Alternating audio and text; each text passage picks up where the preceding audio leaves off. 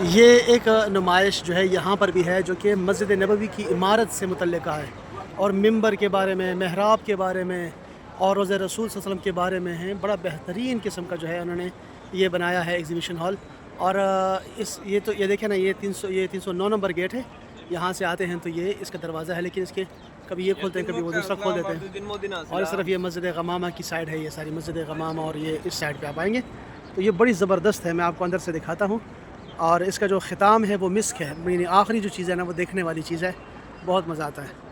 इससे पहले मैंने वो वहाँ पे 40 रियाल दिए थे दूसरी उसके लिए, नुमाइश के लिए, उसका कोई फ़ायदा नहीं था, मज़ा नहीं आया उसका बिल्कुल भी, वो भी नामुकम्मल है।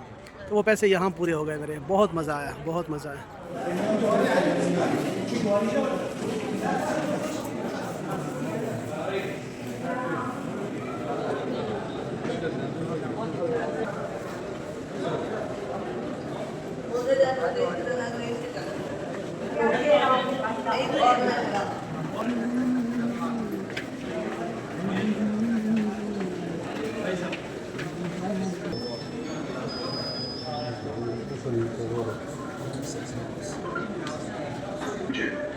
هي 50 مترا و49 جيب باب الجنوب بقى اللي هو جدا وأصبحت مساحة مسجدا ولدتين.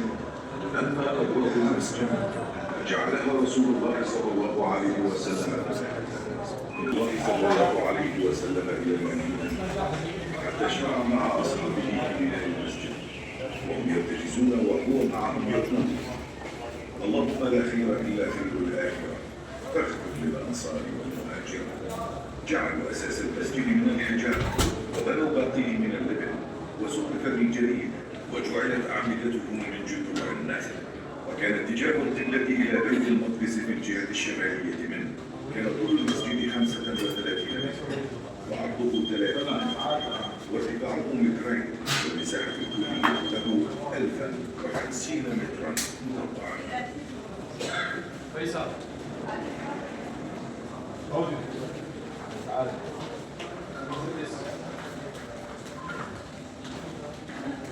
صلى رسول الله صلى الله عليه وسلم وقبلته بيت المقدس لا يزيد على ذلك.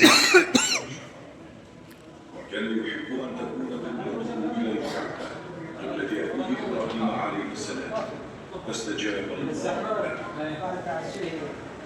قد نرى تقلب وجهك في السماء فلنولينك قبلة ترضاها فول وجهك شطر المسجد الحرام وحيثما كنتم فولوا وجوهكم شطره وإن الذين أوتوا الكتاب ليعلمون أنه الحق من ربهم وما الله بغافل عما يعملون. ولما نزلت الآية تحولت القبلة إلى الكعبة المشرفة وأغلق باب الجدار الجنوبي جدار القبلة الحالية وفتح بدلا منه باب في الجدار الشمالي جدار القبلة سابقا.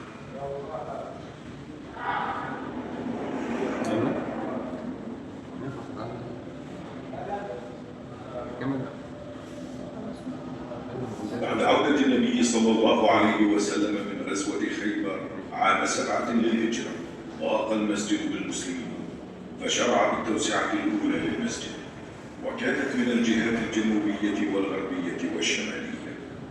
زاد في طول المسجد 15 مترا وفي عرضه 19 مترا ونصف فصار مربعا تقريبا بأطوال لكل جانب هي 50 مترا و49.5 متر وأصبحت مساحته الكلية 2475 مترا مربعا بزيادة قدرها 1425 مترا مربعا وبلغت الأعمدة 33 عمودا.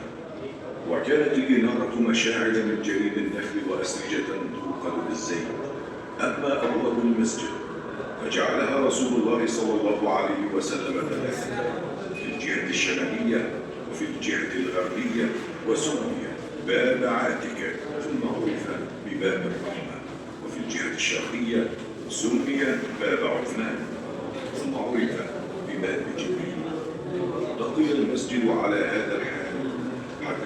النبي صلى الله عليه وسلم. كده خلص. هو ده كده. الباقي التالتة معايا اهو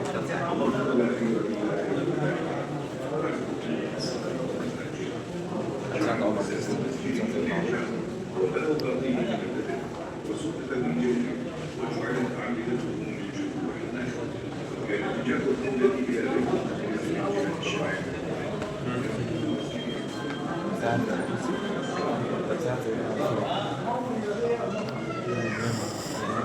Kita coba kali da kawai.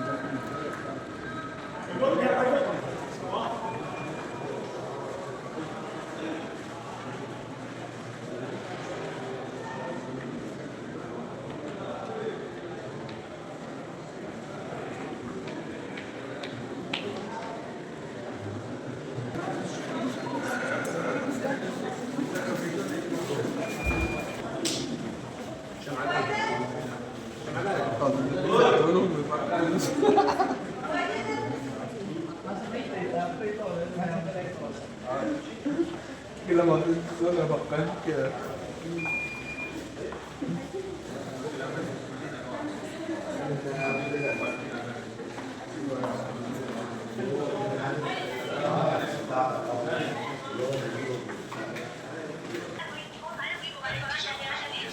Itu ada.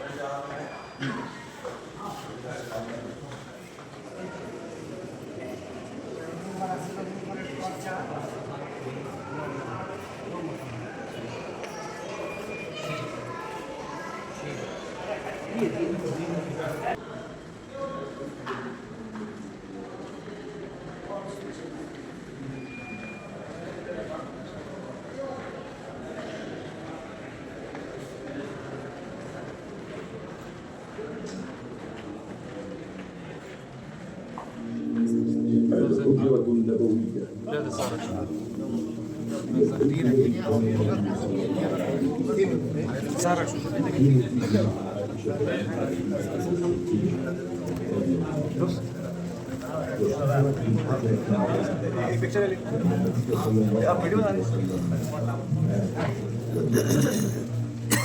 وهي بيوت الحجرات النبوية التي يسكن فيها مع أزواجه صلى الله عليه وسلم كانت الجهة الشرقية الجنوبية خارج المسجد النبوي في عهد النبي صلى الله عليه وسلم وتوسعته وإضافة حجرات أزواج النبي صلى الله عليه وسلم وأزال جدار بيت عائشة رضي الله عنها المبني من اللبن وبناه من الحجارة السود ولم يجعل لها بابا ولا شباك ولا يمكن لأحد الوصول إلى باب النبي صلى الله عليه وسلم وصاحبه رضي الله عنه ثم أمر بإقامة جدار آخر هو الجدار المخمس فيه 5 أضلاع وبناه بالحجارة السود وجعل مؤخره مثلثا لئلا يصلى فيها ولا إليها وأمر أن يحرف عن يمين القبلة ولم يجعل له بابا ولا شباكا وهذا الجدار المخمس هو الذي عليه الستارة التي ترى من خلال الحائط الخارجي النحاسي.